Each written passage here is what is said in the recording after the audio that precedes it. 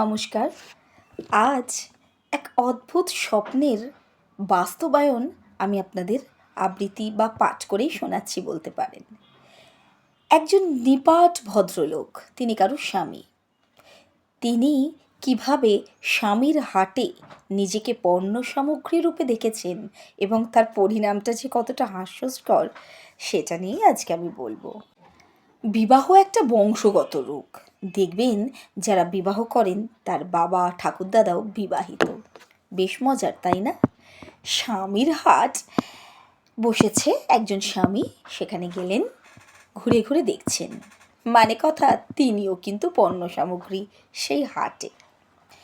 সকাল 7টা কি 8:30 গিয়ে তিনি হাজির হলেন সেই হাটে। চারিদিক গম গম করছে, ক্রেতাদের অধিকাংশই মহিলা, তবে পুরুষদের উপস্থিতিও নিছক কম নয়। এদিক ওদিক তিনি ঘুরছেন, এক জায়গায় দেখলেন স্বামী কেনাবেচার একটা মঞ্চ। কেনাবেচা চলছে ভালো রকমভাবে। কানে এলো, দিদি এই স্বামীটা কিন্তু ভালো, বয়স 45 হলেও একদম ফ্রেশ, সব কাজ জানে, সস্তায় পাচ্ছেন কিন্তু। না না, বড্ড দাম বলছেন, আমার বাজেট আর একটু কম, আর একটু সস্তার কিছু দেখান। তাহলে ওকে দেখুন, ওই যে শেষের দিক থেকে দুজন ছেড়ে যে বসে আছে, ওকে নেবেন, খুব ভালো বাজার করে, তাছাড়া বউয়ের খুব বাধ্য। সেই স্বামী আর একটু এগিয়ে গেলেন, দেখলেন এক জায়গায় জটলা। কি ব্যাপার? এক মহিলা একজন পুরুষের হাত ধরে তার স্বরে টানছে আর চিৎকার করছে, কি ভেবেছেন কি ভালো বলে বাজে মালটা গুছিয়ে দেওয়া? হ্যাঁ, বেটা কোনো কাজই করে না, সারাদিন টিভি দেখে আর তাস খেলে। বেচার সময় তো বলেছিলেন হেব্বি স্বামী, সব কাজ করে। শুনে বিক্রেতা বললেন, আরে দিদি, আমি তো যা শুনেছি তাই বলেছি, এত রেগে যাচ্ছেন কেন? ভুল তো হতেই পারে, আচ্ছা বদলে দিচ্ছি। এই দেখুন, এই স্বামীটি পেডিগ্রি কিন্তু খুব ভালো, এর ঠাকুরদাদা ঘরজামাই ছিল, এর বাবাও ঘরজামাই ছিল, তাছাড়া আপনাকে 10% ডিসকাউন্টেও দিয়ে দেবো। এর কিন্তু খুব ভালো গুডউইল আছে, দেখে নেবেন। এবার যদি কোনো ভুল টুল হয় তাহলে কিন্তু আর ফেরত নেই। আরে না না, আর হবে না, আর বাই চান্স কিছু হলে বলবো পুরনো পয়সা ফেরত নেই, এই বলে পাশের ভদ্রলোককে তিনি কিছু শুনিয়ে দিলেন। সেই নিপাট ভদ্রলোকও শুনলেন দাঁড়িয়ে দাঁড়িয়ে। যাক, ডিল হয়ে গেল। আমিও গুটিসুটি মেরে আরেকটু এগিয়ে দেখলাম, দেখি এক ভদ্রলোক দোকানদারকে বলছেন, দেখুন দাদা, আমার একমাত্র মেয়ে, তার জন্য একটা সুন্দর ভদ্র সভ্য স্বামী লাগবে, পেয়ে যাবেন মেসোমশাই। অবাক লাগলো, কিন্তু দাম একটু চড়া পড়বে। বললো কত ভাই? বললো নর্মালের থেকে 30% বেশি। হ্যাঁ, 30% বেশি? বলো কি?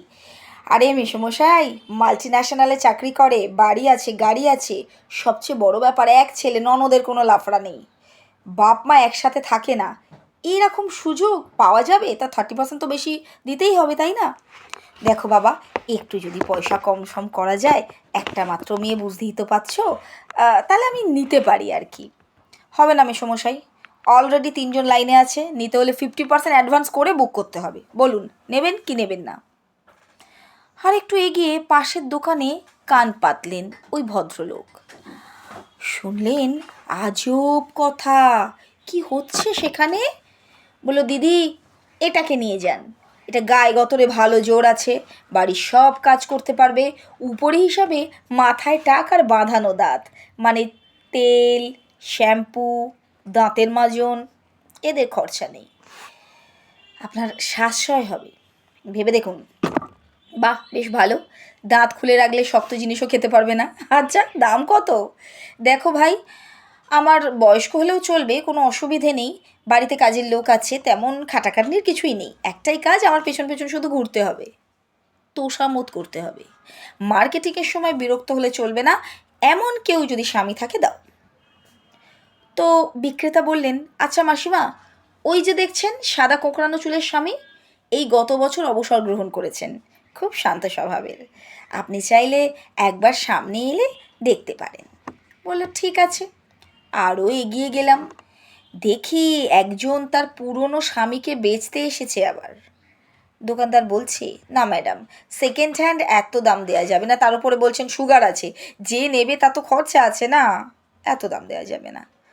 তো কি, আজকাল এত সুগার প্রেশার এগুলো তো সবারই আছে, তো কমন অসুখ, এরম বললে হয়? সে তো বুঝলাম, কিন্তু যাকে বেচবো সে কি নেবে? সবাই ফ্রেশ মাল চায়। ও, ফ্রেশ মাল, আচ্ছা, তা আপনি কি শুধু বেচবেন নাকি আর একটা স্বামী কিনবেন? বললো সেরম একটা ভালো পেলে কিনতেও পারি। বলে একজন আছে, বয়স বেশি না কিন্তু মাতাল। না বাবা, মাতাল ফাতাল নেব না। আরে শুনুন না, মাতাল হলেও 20 লাখ টাকার পলিসি আছে, ব্যাপারটা বুঝুন। বুঝলাম।